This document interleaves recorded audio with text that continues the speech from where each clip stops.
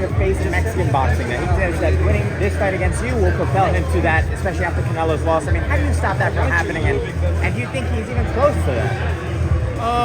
I think he can be close. I think he can still do it. I mean, he won't win, but I think he can still do it. He's electrifying.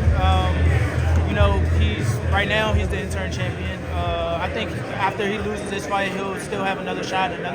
He has the style to attract fans, and he definitely has the grit to beat a lot of other guys. Just not me.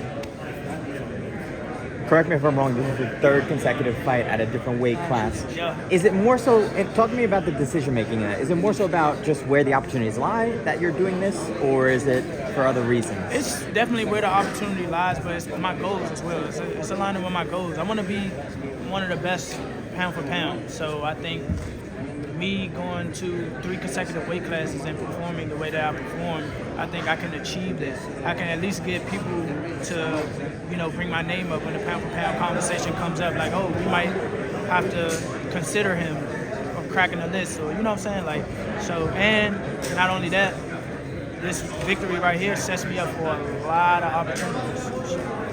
What are some of those opportunities that you hope to see in the future, whether they're bigger names or... Bigger names, champions at bigger weight classes, or at this weight class, 140, champions at 135, because I have unfinished business there.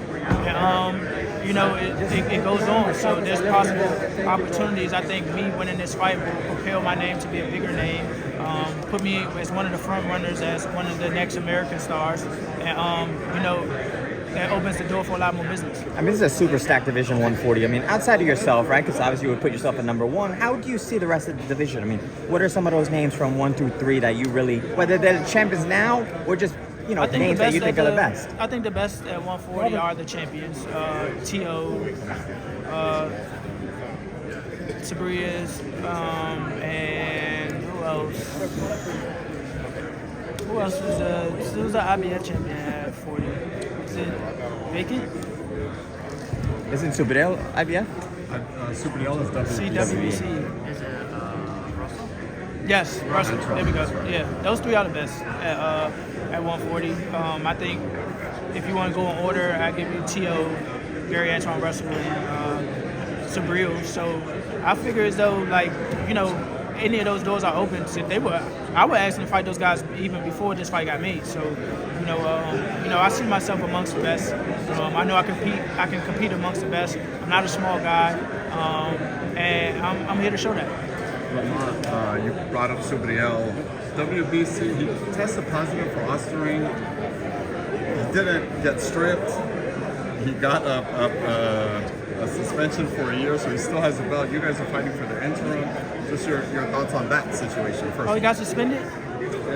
It's like he's still fighting that guy. So it's like a probation. It's like a year probation or something. I think there should be harsher penalties for guys who are who cheat, straight up. Even if there was a little bit in his system or whatever the case may be, people test clean because they aren't taking it. People test dirty because they're taking it. If there's an accident, it'll be proven. Accident. But if there's an accident, it'll be proven. Like, what did you do to accidentally get this in? Osterine is like a substance that you can only get in the black market. Come on, bro. So that's all I'm saying. I don't really like that. And this is a sport. Every sport should not have cheaters, but this is the sport where cheaters should get banned. You're physically trying to hurt the other guy in the ring. So that's just bullshit. That situation obviously specifically affects you because you guys are fighting for the interim, right? So, yeah. I mean, had he been stripped, maybe this would have been elevated to the full belt. I mean, I don't know. Do you worry about facing a guy who has been caught cheating? Is that like something if you end up having to face Subriel with the victory on Saturday? I mean, it's in the back of my mind, but it's just like, who knows what he is doing? Who knows? So it's just crazy, especially when the penalties aren't harsh. He gonna do it again. So it is what it is. I mean, I think there should be more repercussions for people who test dirty, and that's all I have to say about that. Obviously, that was the WBC's decision to let him keep the belt. WBC and Terrence have been going back and forth the last 2 days they stripped him. He kind of went off about sanctioning fees. Just your thoughts on that whole situation. I mean, shit. Belts matter, so you gotta pay your sanctioning fees. I mean, what he has going on with the sanctioning body is, you know, his situation. You know, me on the other hand, I'm here fighting for this championship. So if that's what I have to do, pay. I mean, well, everybody knows that's what you have to do. So I'm okay with it. I don't have no problem with that. You know, and that's just about it. What he has going on with them is what he has going on with them. Obviously, UFC is getting into boxing. Nick Khan was kind of riding the coattails of what Terrence was saying yesterday, and just kind of saying that, you know, there's too many belts. There's obviously sanction fees are getting out of control. They are trying to change the Ali Act. There's hearings today going on about it. It sounds like it might get passed sooner than later. Just what are your thoughts on UFC getting into boxing and eliminating the Muhammad Ali? I definitely don't like anything changing with the Muhammad Ali Act. The Muhammad Ali Act is in place to protect the fighter. But I did see a clip that said that the Muhammad Ali Act, if there's any change, there's an or. So they're keeping it the same and then an or for the fighter's choice. I don't know how that's going to work, but me personally, I say leave it alone. If you want to incorporate something new in boxing, make sure the fighters come first.